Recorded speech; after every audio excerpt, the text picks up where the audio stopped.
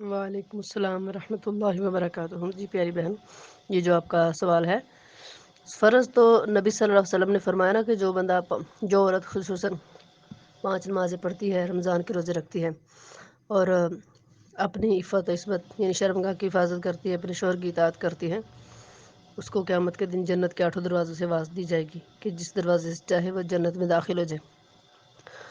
البتہ نبی صلی اللہ علیہ وسلم کے پاس ایک شخص ہے، اس نے پوچھا اللہ کے نبی صلی اللہ علیہ وسلم، میں نے اسلام قبول کر لیا ہے تو میرے لیے کیا حکم ہے؟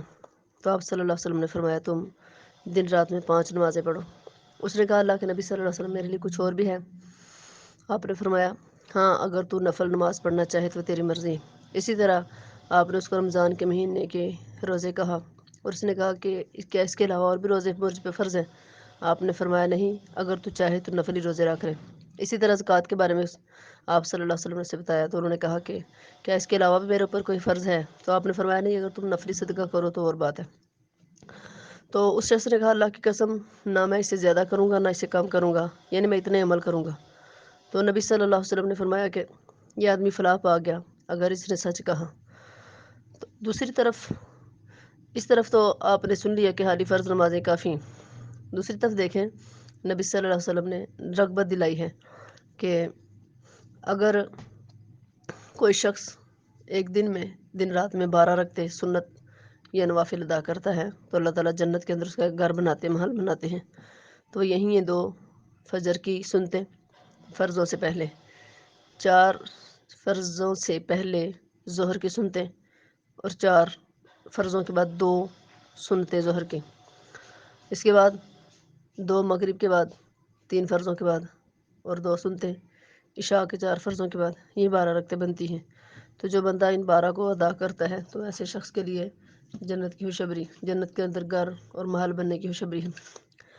تو ہمیں ان نوافل کا اہتمام کرنا چاہیے۔ اور نبی صلی اللہ علیہ وسلم کے ایک صحابی رات کو آپ کی خدمت کرتے تھے تو وضو کا پانی رکھتے، استنجا کے لیے پانی کا انتظام کرتے، مسواک رکھتے۔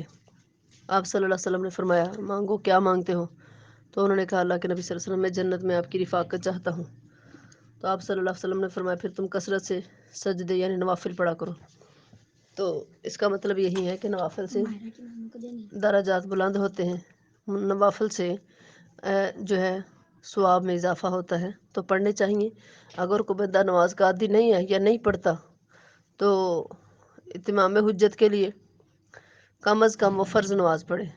تو جو سنت کا متبع ہے، سنت کی فرما برداری، پیروی اور اطاعت کرنے والا ہے، نبی صلی اللہ علیہ وسلم کی رفاقت چاہنے والا ہے، تو وہ نوافل اور سنتیں ان کا اہتمام ضرور کرے گا۔ تو جب انسان کو فرض پڑھنے کی عادت پڑ جاتی ہے تو انشاءاللہ سنتے اور نفل پڑھنے کی بھی عادت پڑے گی۔ اور اگر کوئی انسان آہستہ سنتوں کو چھوڑ دیتا ہے تو آہستہ آہستہ آہستہ آہستہ وہ فرائض کو بھی چھوڑنے کا عادی بن جاتا ہے۔